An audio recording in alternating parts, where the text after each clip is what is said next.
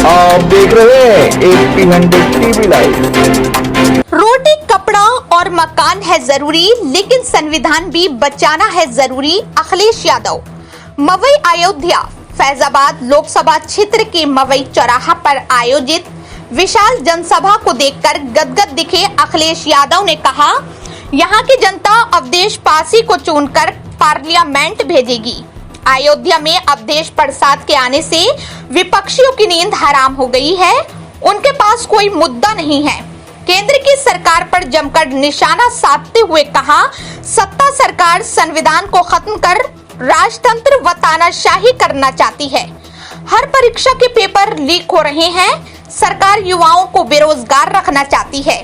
जब पीडीए की सरकार आएगी तो 30 लाख युवाओं को नौकरियां दी जाएंगी।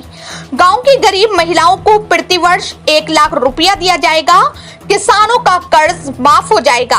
अन्य कई अहम मुद्दों पर बोलते हुए अंत में संविधान बचाने व अवधेश प्रसाद को जिताने की अपील की।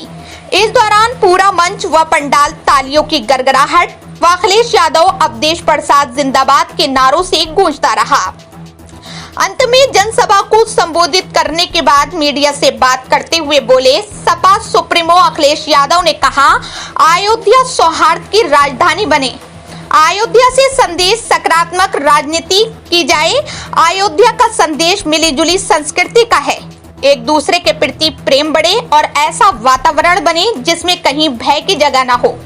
लेकिन भारतीय जनता पार्टी ने लगातार नकारात्मक राजनीति से भय का माहौल, डराने का माहौल पैदा किया है। मुझे उम्मीद है अयोध्या के वासी इस बार अपने सबसे पुराने गरीबों के नेता, 9 बार के विधायक, 6 बार के मंत्री अवधेश प्रसाद जी को चुनकर अयोध्या के विकास को और ऊंचाई पर ले जाने का काम करेंगे। भाजपा ने झूठ बोलकर जिस ऊंचाई को छुआ था, अब वो ढलान पर आ गए हैं और नीचे जा रहे हैं। उनका काउंट डाउन हो चुका है। जनता अब उनकी कहानी नहीं सुनना चाहती। उनके जो पुराने घिसे पिटे डायलॉग हैं, उनको भी नहीं सुनना चाहती। जिस समय उन्हें पेपर लीक पर बात करनी चाहिए, जिस समय उन्हें नौजवानों की नौकरी पर बात करनी चाहिए, उस समय वो लोगों का ध्यान हटाना चाहते हैं। अपनी बातों से इलेक्टोरल बॉन्ड ने भारतीय जनता पार्टी की पोल खोल दी। पोल भ्रष्टाचार की भी खुली है और महंगाई की भी। जिस कंपनी से इन्होंने चंदा लिया है, जाहिर सी बात है वो मुनाफा भी कमाएगी, और जब मुनाफा कमाएगी तो स्वाभाविक है महंगाई बढ़ेगी। इस बार भाजपा के खिलाफ जनता का गुस्सा 7वें आसमान पर है। 140 करोड़ जनता इन्हें 140 सीट के लिए तरसा देगी। बाराबंकी से ब्यूरो चीफ फहद खान। बड़े बड़े कारोबारियों का कर्ज माफ हो गया, लेकिन हमारा किसान और गरीब जिसका केवल लाखों में कर्जा था, उसका कर्जा माफ नहीं किया सरकार ने। हम अपने गरीबों को, किसान भाइयों कह के जा रहे हैं, इंडिया गठबंधन ने फैसला ले लिया है, अगर वो उद्योगपतियों का कर्ज माफ कर सकते हैं तो हम लोग भी गरीबों का और अपने किसानों का पूरा कर्ज माफ करेंगे। उनका 16 लाख करोड़ कर्ज माफ किया है।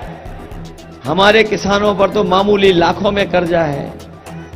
इसलिए किसानों को सुविधा देना, उनका कर्ज माफ करना, उनकी एमएसपी दिलाना, ये समाजवादियों का, इंडिया गठबंधन का संकल्प है। और 4 जून के बाद, सरकार बनने के बाद, हम लोग आपके पक्ष में फैसला लेंगे। महंगाई बढ़ा दी कि नहीं? डीजल पेट्रोल महंगा कर दिया कि नहीं कर दिया? और रसोई गैस, जो क्यूटो वाले सांसद जी आए थे,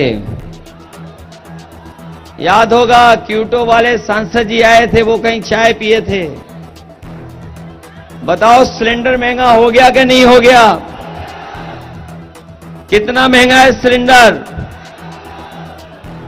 और इस सरकार ने जबरदस्ती वैक्सीन लगवाई थी कि नहीं लगवाई थी? ये हमारे पुलिस के भाई लोग हैं, खाकी वर्दी वाले, और सरकारी कर्मचारी लोग, ये लगवाना नहीं चाहते थे, लेकिन फिर भी जबरदस्ती लग गई इनके। बताओ वैक्सीन लग गई कि नहीं लग गई? और अब वैक्सीन लगाने वाली कंपनी कह रही है कि सब हम वैक्सीन वापस ले लेंगे। बताओ हमारे शरीर में लगने वाली वैक्सीन कैसे वापस ले लेंगे? क्या ये वापस ले लेंगे? और वैक्सीन वाली कंपनी से इन्होंने चंदा लिया कि नहीं लिया? नौजवानों याद रखो, आपकी नौकरी नहीं छीनी इन्होंने। 10 साल में इन्होंने आपके 1/3 जीवन बर्बाद कर दिया। 1/3 जीवन बर्बाद किया इन्होंने। और हमारे तमाम वो नौजवान जो सड़कों पे दौड़ करके, खेतों पे दौड़ करके अपनी फौज की तैयारी करते थे, जो फौज की पक्की नौकरी मिलती थी, इन्हें जब जानकारी हुई कि गांव गरीब के परिवारों के बच्चे फौज में चले जाते हैं, फौज में जाने के बाद उन परिवारों का आर्थिक और सामाजिक रूप से मान सम्मान बढ़ जाता है, इन्होंने फौज की पक्की नौकरी को आधी अधूरी नौकरी बना दिया। अग्निवीर व्यवस्था को हम कभी स्वीकार नहीं कर सकते। जिंदाबाद। हमारे तमाम